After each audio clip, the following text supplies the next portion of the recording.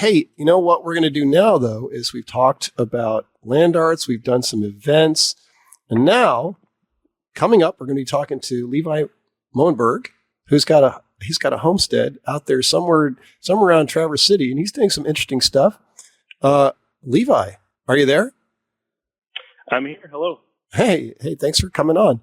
You could start by telling us a little bit about yourself. Where are you located? Where is your farm, and what's the name of it? And Yeah, sure. So my homestead is called Realize Homestead, and it's on the west side of Traverse City, on Prairie Bend Road, near Cedar Lake.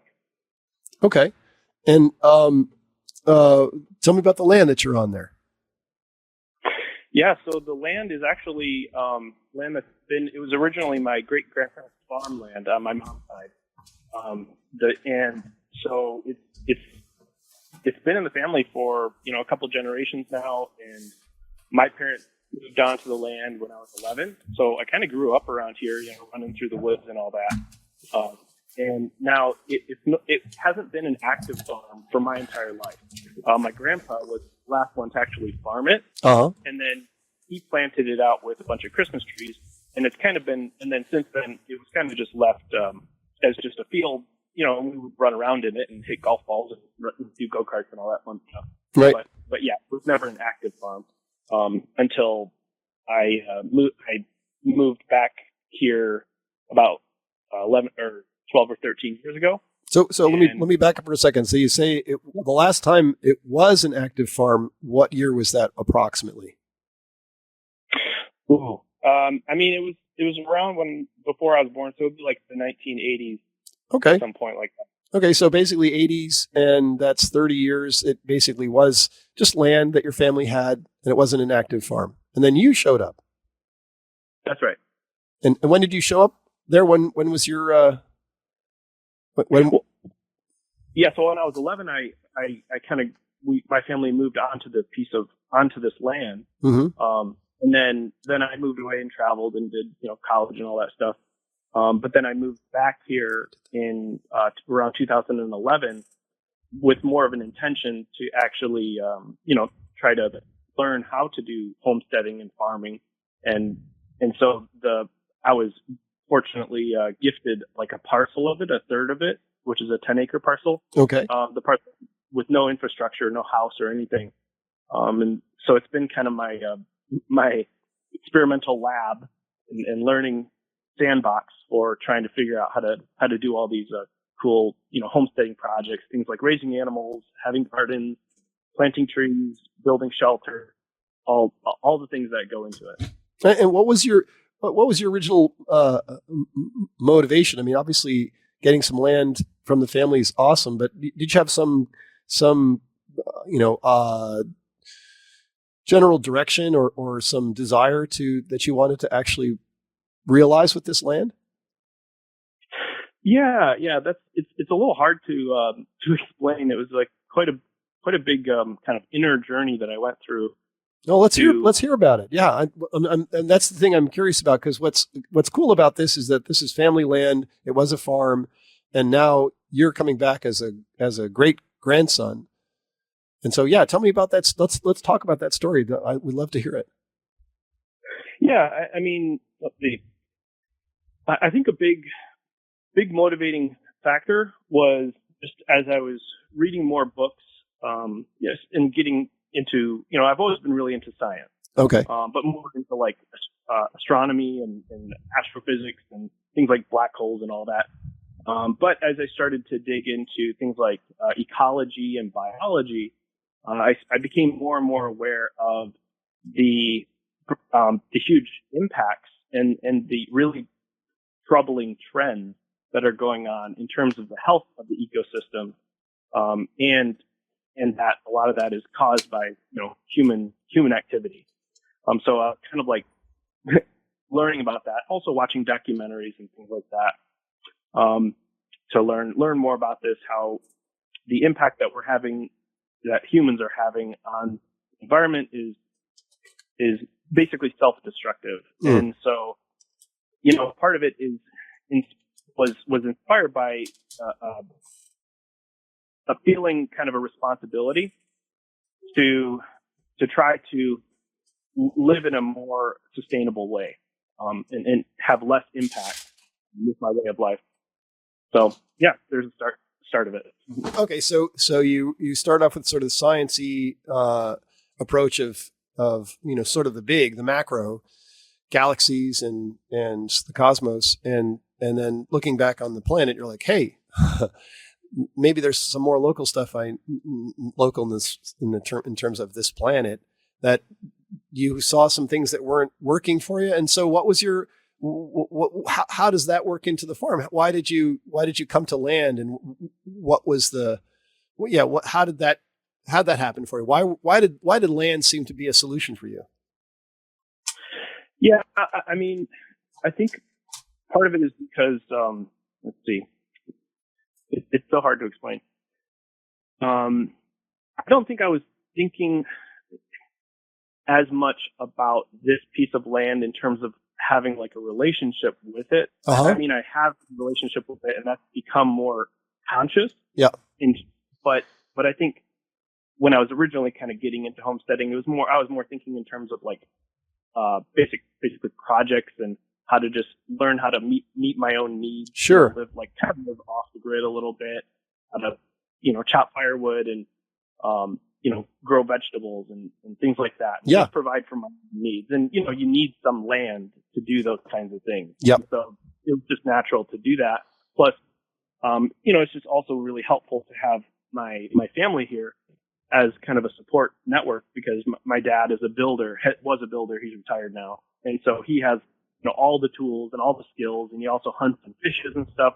Nice. So it was, I just started to see this as an opportunity to kind of reconnect with more of these, you could say, traditional skills, where you're living more directly. You're having a relationship directly with the land, and that is providing your needs. And so the health, my health or my needs are directly connected to the health and the you could say productivity of the land, and starting to pay attention to that relationship, and rather than having it be so disconnected where, everything I use and need kind of comes from far, far away, and I'm kind of blind to it. So, you're not a commercial farmer. You're not necessarily growing things there to sell. It's mostly for your own eating and your own life.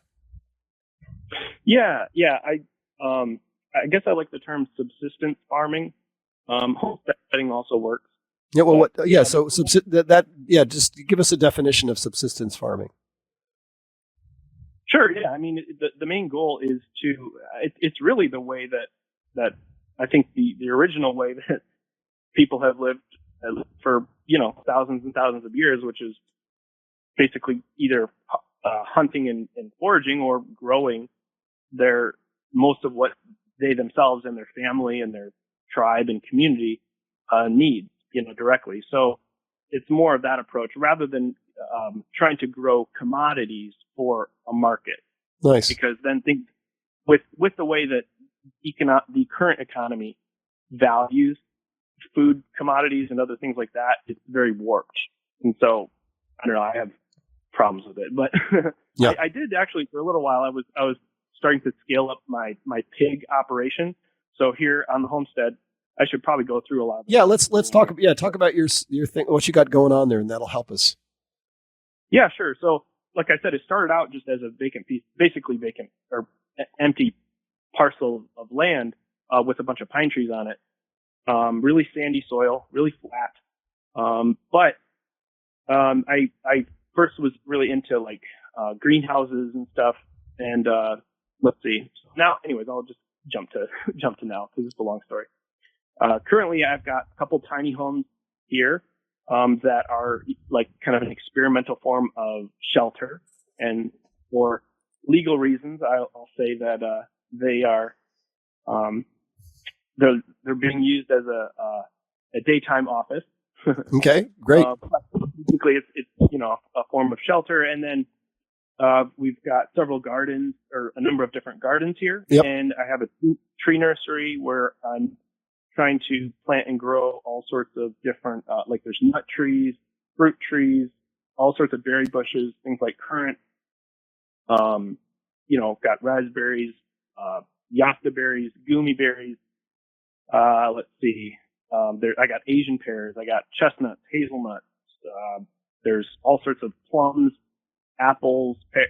So just basically, I'm trying to grow a huge variety, a huge diversity of different plants that are locally adapted here, and create a sort of edible ecosystem that can provide not only my needs, but also the needs of my family and friends, and as well as, the need of wildlife. So let's see, I've been raising pigs. So I do pasture raised pigs where I move them around on the pasture. I raise about 3 pigs per year. Actually just this past weekend, I butchered one of the pigs here, and I also raised chickens. And so I noticed that the butchering, had that out on Leap as an event, so people were able to come to that and learn. Is that right? Yeah. Mm-hmm. Okay. And sorry, keep going. You have pigs and chickens and pigs and chickens. Yeah. And, so that's, let's see. And the trees that I mentioned, they're spread out now. I've with how all of this is being done with the help of lots of friends and family and stuff. But those trees, they go from the tree nursery out into the pasture. And so I'm kind of like planting a sort of a edible forest, a very diverse edible forest. Now, when you say edible forest, and I really loved hearing all the diversity you've got going there. Are you intentionally making it diverse so that there's some synergy that goes on between these different species, or are you just planting what you want to eat? And what are your thoughts on that? Yeah, I mean, partly it's experimental. So partly I'm planting a big diversity because I want to see what thrives here and what grows well. Mulberry is another one. And then also just because having diversity gives you more resilience, because, some years, like let's say some years the apple crop is not going to be that great. Yep. But maybe the chestnuts will do really good that year or something like that. So the more diversity you have in your local ecosystem, then you have more stability and resilience. Right. And so, sorry, go ahead. There is definitely different connections I'm trying to build into all these different systems. So as I'm planting the trees in the pasture, I'm also planting so that my animal pens can move through the rows between the trees. So for instance, eventually my chestnut trees will be mature and they'll produce chestnuts. And then whatever chestnuts I don't harvest for myself to use, I can then run my pig pen underneath the chestnut trees, and they can clean up the rest and get that as a food source. Can pigs actually get the chestnuts? Because I've been picking chestnuts the past couple of years on another friend's orchard, and those freaking shells on those chestnuts are so spiny and sharp. Yeah. You need leather gloves. I mean, I guess the pigs don't care, huh? They can just tear those things apart and get to the nuts. I mean, I can't speak from experience, but I have read that, they'll figure it out. Yeah. Plus, the shells start to open, like as they're sitting around, those husks, they start opening naturally. So, in theory, it'll work. Yeah, that's fun. It's like a 10 plus year long experiment, but I've heard there's other farms that are doing this. So from your again, I'm hearing you say that this is a kind of a big experiment, and you're learning a lot as you go. So is the idea that running animals between, moving your animal pens into the orchards and between the trees, is that the idea to fertilize those trees with the manure, or is it like some kind of aeration that the pigs might be doing as they run around? What's the thought there? Yeah, that's another benefit. So if you want to, there's a thing called mob grazing. Now with pigs are a little bit different, but mob grazing mostly applies to ruminants. But with the pigs, what they're doing, they're more like rototillers. Yep. And so as I'm moving the pig pen through the field, then I seed after I move them, it's kind of like a tilled up seed bed, and then I'll seed in particular plants that I want to grow there, as well as cover crops. Yep. So what's been happening over a number of years, running them over the land again and again, is it's starting to build the soil and change the actual plant mix that's growing, Mm-hmm. where it used to be really sparse and mostly spotted knapweed, Yep. which is and sheep sorrel, which is not really, it's not good like forage for ruminants like cows and sheep and stuff. Yep. But now I've been seeding in more grasses and wildflowers and clovers and things like that. And so over time, the grass is growing in more thickly and lush in the pasture, so that eventually I can transition into ruminant animals and start raising cows that can get even more of their diet from the land, from the grasses that are growing. So that's part of the long-term strategy of mob grazing, but using the pigs as a kind of make a disturbance to disrupt the life cycle of the spotted knapweed and replace it with some grasses. Now, let's say you're doing cover crops. Do you see yourself? Are they perennials? Are they annuals? Are the cover crops that you would end somehow, terminate? There's one term they use, terminate them and then start something else. I mean, is the cover crops would just be like a one-time planting, or would you keep putting in different species each year? Yeah, it's definitely a shotgun approach. I kind of just a lot of different stuff. So yeah, some of it is perennial grasses and native wildflowers and things that I want to be permanently established. Some of it is just annuals, like turnips do really well. So I'll also put those in there. There's also like rape, which is a brassica, kale, and those things tend to grow really well. Buckwheat, because I've used before, that does good. And I might, maybe later I'll run the chicken pen over it and they'll eat some of it. Or the turnips, when they grow, I'll pick some of those and put them in the root cellar as a root storage crop.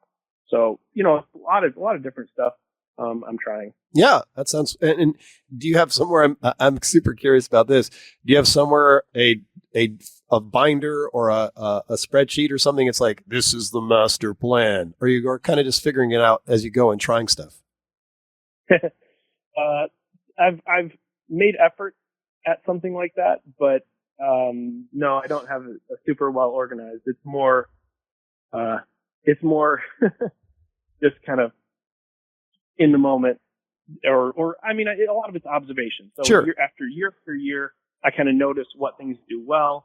I pay attention to like what time of year to do the planting, and in the early stages, again, it's like a big shotgun approach, and so only maybe 10 or 20% of the things I try are actually successful.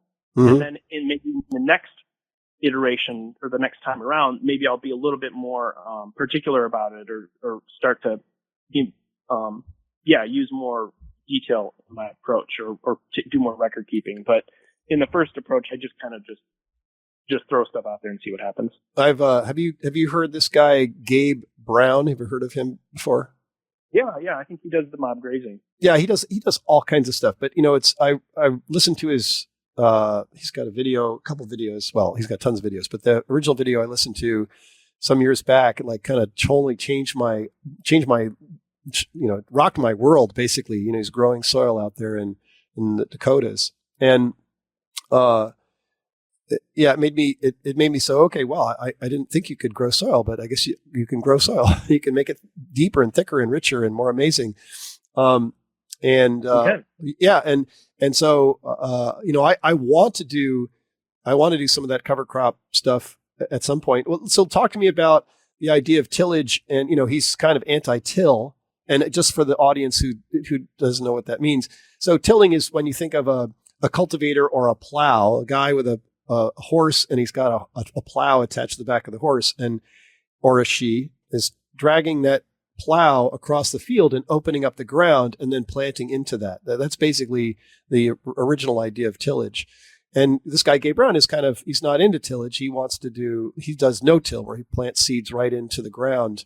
And, mm-hmm. and so that's my question is, you have the pigs, root up this ground. Would you consider that tillage? That's a good question. It probably depends who you ask. It is very similar to tilling. Basically, tilling, it's like stirring the soil. It's not as, I don't think it's as destructive, and plus they're inputting fertility because of their urine and waste and all that. they're putting into the soil. Yeah. But also it's just it's just during the early phase of this whole evolution of the pasture that their disturbance is actually helpful. Yes. Because so spotted knapweed, one of the ways it comes to dominate a lot of the places around here, it's very common. If anyone's not familiar with it, it's like the purple spindly flower. Sometimes, I mean, bees love it. It's great for bees. Sure. But it comes to kind of create a monoculture of itself because it exudes some sort of chemical from its root that suppresses the growth of other plants. Yep. So that only it grows. And so, that's something where it's hard to displace it without doing something like tillage or sheet mulching or something a little bit higher disturbance. Yep. Initially. Yep. To get it out of there. Yeah. So I'm using it strategically, but my gardens are all no-till. Yeah. Well, it's interesting. I mean, again, what you're saying there makes a lot of sense to me. You get in there to this place where there's kind of this monocrop, and obviously in the bigger scheme of things, that knapweed probably it's knapweed, right? That we're talking about. Yeah. Mm-hmm. Oh, yeah. In the bigger scheme of things, that knapweed is doing a job that would ultimately have some kind of succession, and but that's a time scale that we're not maybe aware of. Somebody probably is, but the idea is that what you're doing is you're jumping in and saying, okay, I'm going to actually create something that take that knapweed out in a way that is as non-invasive as it gets, basically pigs, and then plant into that new stuff. And I just, as a side note, I wonder if the idea of having pigs rooting around, it may not actually do anything. It may actually not have a minimal effect on the mycelial structure in the soil. That's the thing you're trying to preserve by not tilling. The idea that you can do this thing and it adds fertility to the soil while they're rooting around in there. Maybe that actually is, who knows, maybe that's beneficial for the mycelium. You never know. Yeah. Who knows? It could be. I mean, now I think what you mentioned there, I want to introduce a term called ecological succession. Okay. And this is basically the process where imagine a bare piece of land that's just almost just bare not soil, but like bare sand or bare rock. Sure. There's a sequence of first like fungi and stuff that will come in and inhabit an area like that, and they'll grow and die, have many generations, and eventually their bodies will build up a layer of organic material on the surface of the soil, and that'll also get mixed in by soil organisms and stuff with the subsoil. And basically over many, many generations, it can take hundreds or thousands of years, that can eventually turn into thicker and thicker soil, which eventually, maybe some shrubs can get established there. The shrubs will create some shade, which will help hold in more moisture. That might create habitat for some trees to get established. So eventually things are kind of moving towards a mature forest ecosystem. But it takes a very, very long time for that process to happen. But throughout it, the fertility of the soil is building up and up over time. And the whole ecological system is becoming more and more productive and having usually more and more diversity. Yeah. Some nuance there that we're skipping. But basically what we're trying to do here, what I'm trying to do here is to speed up that process of ecological succession, using processes that are similar to the way that nature works. Nice. So I'm not using, chemical inputs, for example, but, maybe I'll use compost or maybe use other plants like these cover crops to cycle that organic matter faster to build up the soil faster and planting trees intentionally to speed up that ecological succession. Yep. So this is just tying into something about this show. And again, I'm just kind of I talked to you briefly last night, but I'm just kind of inventing this show as I go. I don't really, I don't really know what I'm doing. And I'm a filmmaker and an artist first and a farm maker second. And by the way, do you have is this your full-time thing or do you have a day job?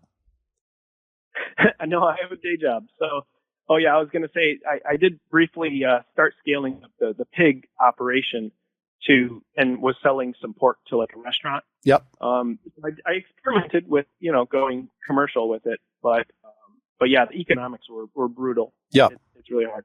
Well, but, yeah. But go ahead. now I have a day job. I do web design and development as my day job, which I should be doing right now, but it's all right. Well, no, we need you to talk about this stuff because your day job's important, but this is also super important for people to learn about the thing that you're doing that is is powerful and passionate. Well, thank you. I agree.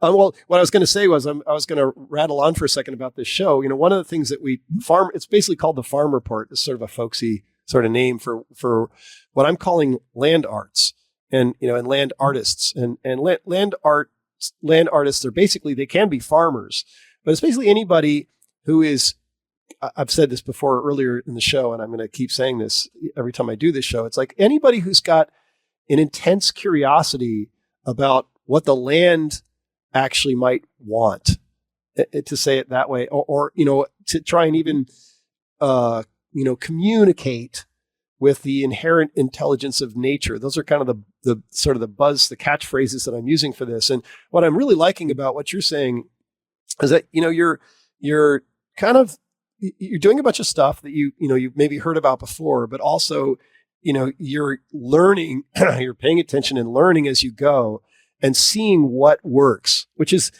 basically what I mean by, aligning with or communing with the inherent intelligence of nature. You're trying to find out, hey, what works? What's easy? What does nature want to do? Mm-hmm. Yeah. Exactly. Yeah. Go ahead.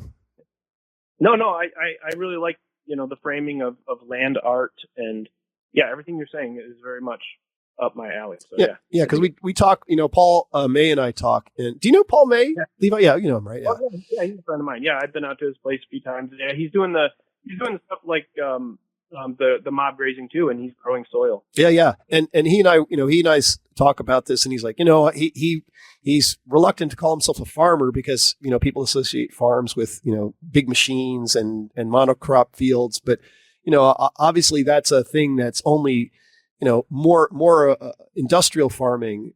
And it's not what farmers, have done in the past. They, certainly tillage was a thing it's pretty, that's a pretty whatever traditional thing, but farmers had to pay more attention to what was actually going on in their land and be aware of, have a, it's like all these buzzwords, like a relationship, whatever, but to actually be connected somehow to the land so that they could hear what it needed and wanted.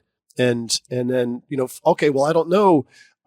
I got this intuition that maybe I should try this or try that. And then something works and something doesn't work, but it's kind of like being able to somehow be perceptive about what will work. And the land is a big part of that.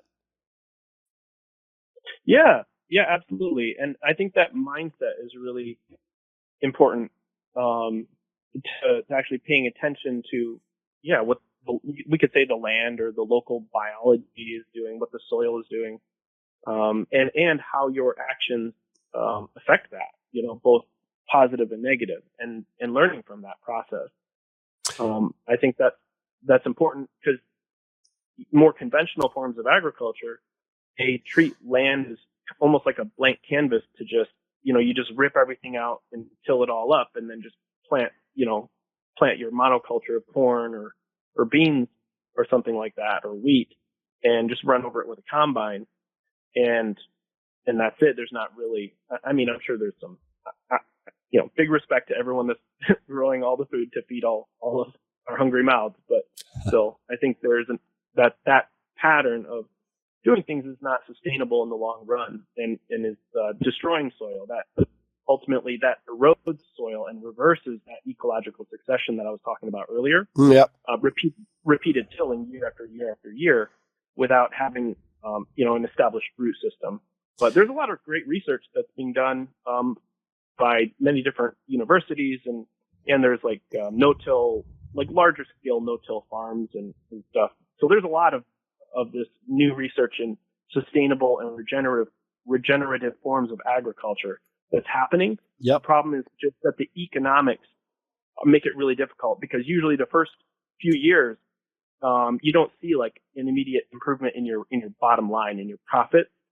And oftentimes it actually can be more costly the first few years to get things established. Yep. Like, just imagine planting a bunch of chestnut trees that you got to wait 10 years before they start producing, so that's an outlay of cost. And so when farming is already there's such small margins in this industry, it's so hard to do innovative things. And that, because you could be risking your whole farm. You could be risking the future, you could lose your whole farm if you take the wrong risk. Yep. So being risk averse is smart in that context. So I think, there's problems with economic, incentives and certain things going on. That's getting back to that thing I talked about. Our current economic model is very warped, where it's inhibiting this necessary transition in our agriculture and how we feed ourselves.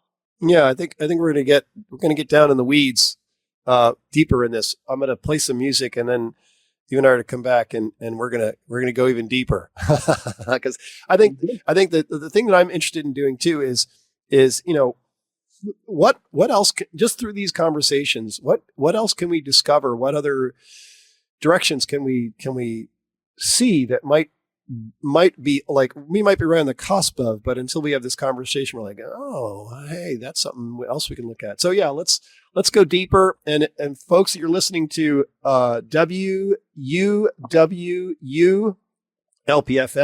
100.1. My name is Dan Kelly. I'm here with Levi Moenberg, and we're talking about we're on the farm report. We'll play some music and we'll come right back. Levi, don't go away. That was Rusted Root. Faith, I do believe. Okay, we're back with Levi Moenberg of Realize Homestead. We were kind of getting ready to go into the weeds.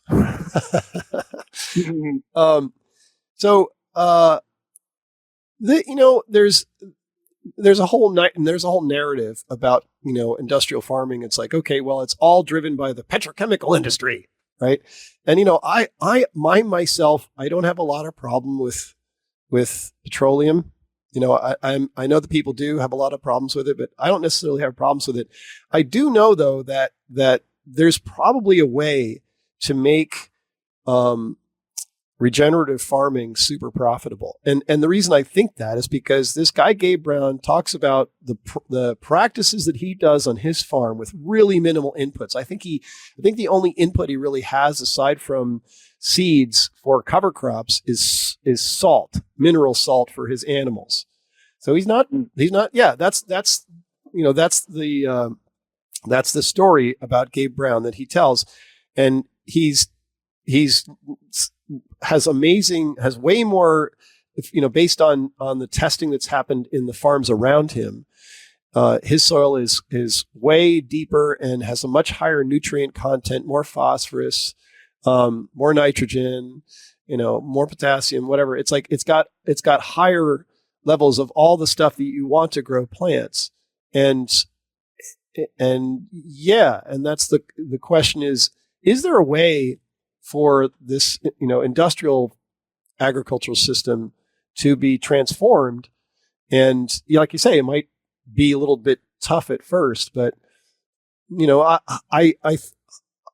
main problem with industrial agriculture is the food doesn't have a high nutrient value. It's not nutrient dense like a lot of the food you get at local farms, where people are, doing kind of what you're doing, which is building the soil and having lots of different species, create diversity that then gives the soil more options for what it can offer. So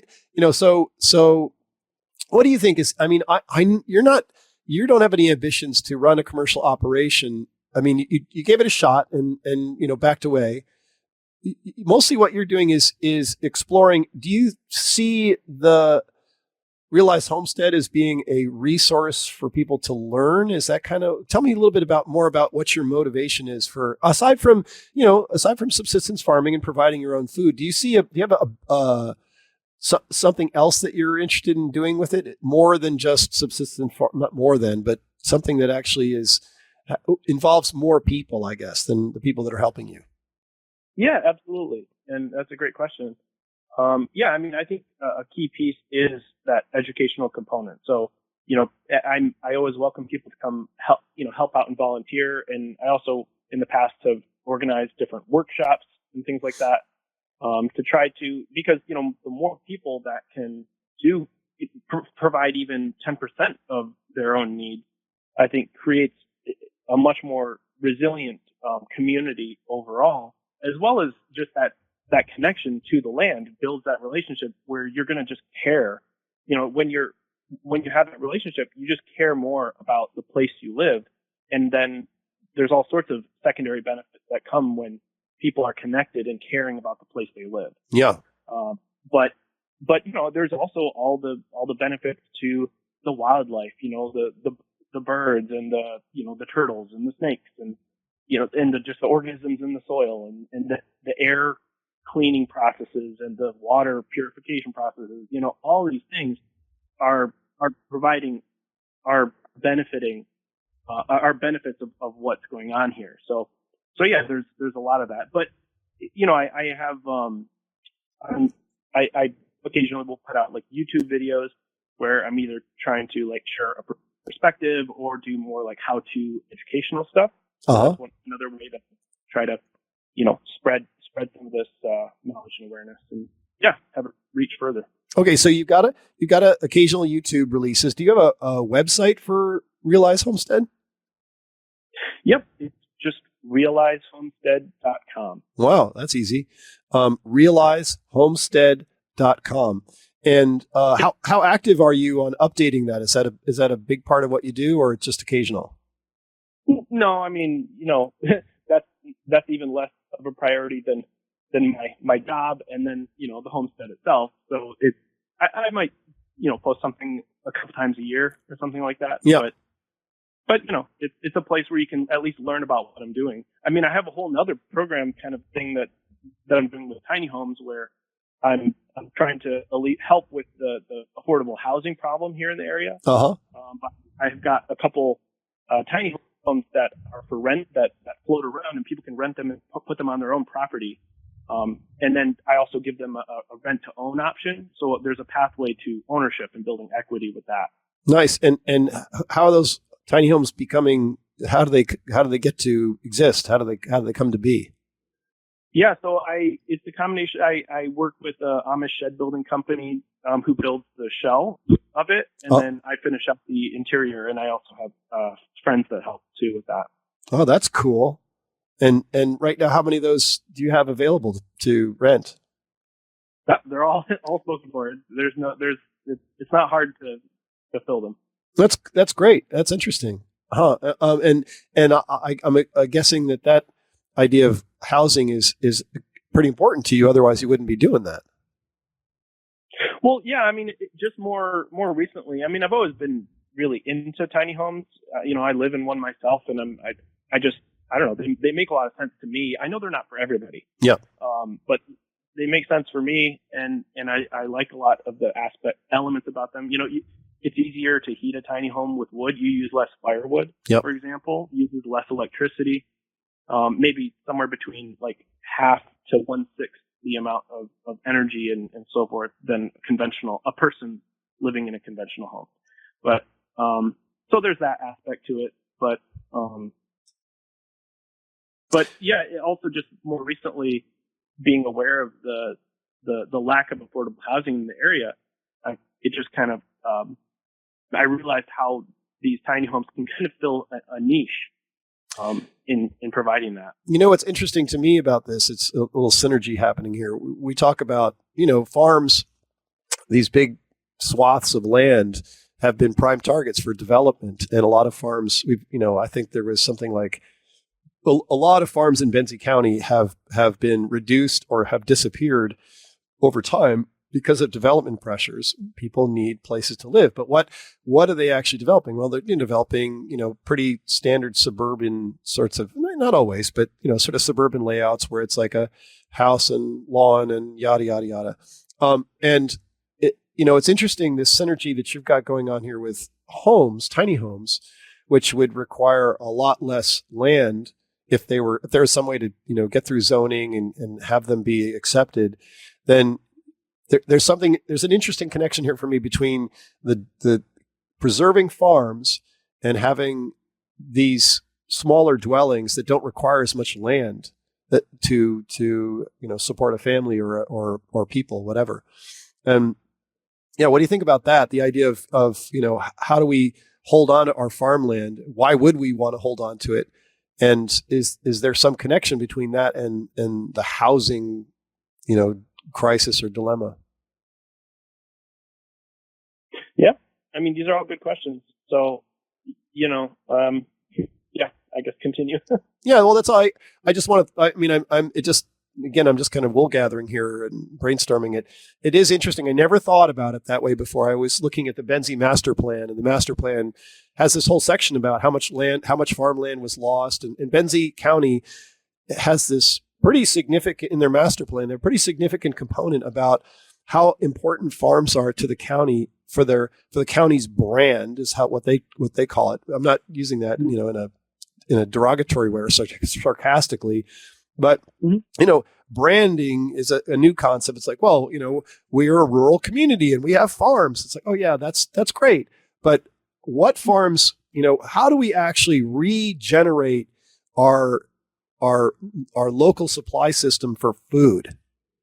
And clearly farms have some role in that, but I'm also kind of hearing you say that maybe there's a way for people to think more about their where they live. Could they do the sorts of things that you're doing on your land around their own home and begin planting trees that produce fruit and nuts, and is there a way that there might be some kind of a garden in their on their property? Anyway, I want to just get back. Sorry, I'm kind of rambling here, but I guess my question to you is, what do you think about the local food system? Is what you're doing somehow involved in maybe reestablishing a local supply chain for high density, nutritious food? I mean, absolutely. Yeah, I would hope, like my vision and hope is that, more at home scale production becomes more of a significant portion of the local food. Sorry, you lost your first. You still there? Yeah. Hello. Sorry. Yeah. Keep going. You dropped out for a second. Oh. Yeah. Yeah. I mean, my vision and hope is that home scale production would become a much more significant portion of our local food system. And partly it's just like healthier food, like you said. Yep. But also there's that connection to the land and caring about our place, like I mentioned earlier. There's just so many different benefits. And then it's just more resilient because these long, extended, global scale supply chains are brittle, and not reliable. They're susceptible to, crazy inflation and things like that. No, I mean, even just thinking about in terms of what can, you're not in Benzie, but you're in Traverse County. Is that right? Or Antrim? Leelanau County. Sorry, Leelanau. Okay. Yeah. And, and Leelanau is, a little bit more like Benzie in the sense that there is a lot more, land that was agricultural or could be again. It's also got a lot of development pressure too. Mm-hmm. The idea that we could reconstitute a local supply chain and not only just forget about the international stuff or the national, how can we actually bring it right down? The supply chain is even tighter right around our area because we've created so much abundance here food wise that it's less and less about what's showing up at the supermarket and more about farmers markets and farm stands and CSAs and growing that sort of stuff and I guess the idea of what you're showing people too is that you could do it right at your own. You could create it right at your own home. Homestead. You're not a farm. You're a homestead. And how can people set up their own homestead on their existing property? Yeah, exactly. And And, I encourage, I think just about everyone can have chickens. Chickens are so easy. Like, I think they're easier to raise than having like a dog or a pet dog, for instance. I encourage everyone to have some chickens. Of course, you want to, it's a living animal. You want to care for it, like Sure. neglect them. But they're really easy. But now they are really easy also to get picked off by predators. So you have to that's part of the learning process. And growing your greens, like I find, growing a few kale plants, like half a dozen or a dozen kale plants, Yep. can provide like most of the kale that I consume, and I can do that in like a few square feet. Yeah. It's like very little work. So, there's just like all these little tiny things that, it's not what I want to get away from is this idea of like complete self-sufficiency.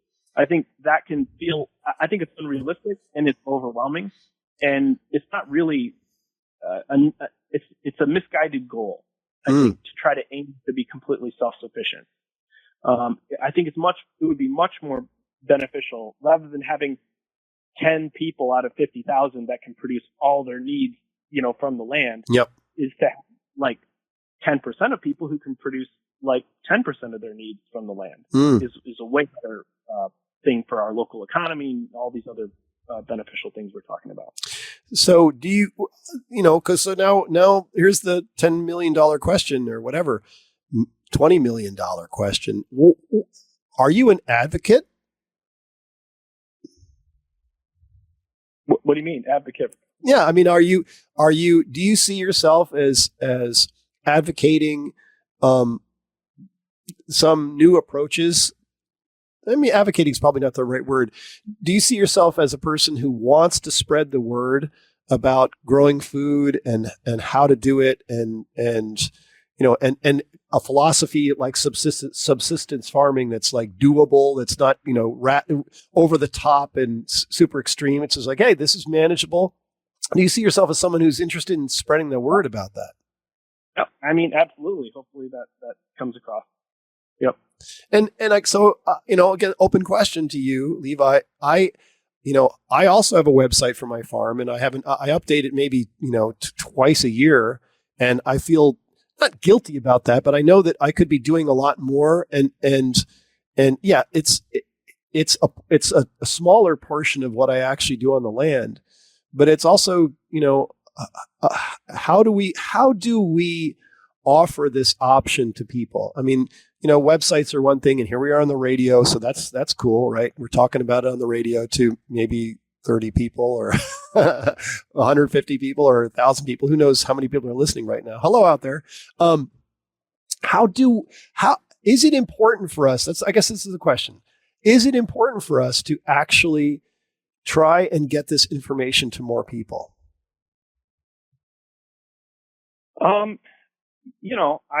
I do think so. I think that, this is maybe way too big to get into right now, but, I think our kind of historical context and situation is that the longer we delay, like we are drawing down the natural resources of the planet, and we're, species are going extinct, habitats being lost and fragmented, soil is being lost. There's becoming more and more pollution all over the environment. Plastics are everywhere in our blood. Yep. Male fertility is going way down. All of these trends are existential threats that we need to face, and we're going to face one way or another. And so I think it's important that we are talking about solutions that are, human scale and based on nature's pattern, because nature's been around for billions of years. Human technology and industry, it's only a couple hundred years old. It's a very new experiment. Yep. So but there are many traditions, like human cultures, that have been around for hundreds of thousands of years. Maybe hundreds of thousands is an exaggeration, but thousands and tens of thousands of years, that have been able to live in more balance and not be depleting their land base and their ecological health of where they live. So it is possible, but they're going to look very different, I think, than the modern American dream. So I think this is our challenge. I think this is really what we're facing, and the consequences are very significant. So yes. Right. Well, I'm also I'm gonna throw in a slight monkey wrench to that argument by saying, are you having fun doing what you're doing? Yes, actually. Yeah. And so I'll go ahead. Not only having fun, but also feeling a deep sense of purpose and meaning and contentment. So I'm actually a very happy person if we hang out. I mean, I can go to these. I think it's important we face the dark reality. Yeah. But still, yeah, I'm having fun. Well, and again, I don't mean to be a whatever facetious. I'm not sure if that's the right word. The reason I asked that is because, to me, like, what's that lady's name who was a revolutionary? Like, if the revolution doesn't include dancing, then I'm out. I forget what that lady's name was. Famous, whatever she was. I don't know exactly. Is it going Macy? Maybe. No, it's from way back. It's like from the 1800s or the early 1900s. Yeah. Anyway, I've heard of them. Yeah, I am. I'm sure at some point I'll have that in my brain and be able to say who that was. Yes, there are dire existential threats for sure.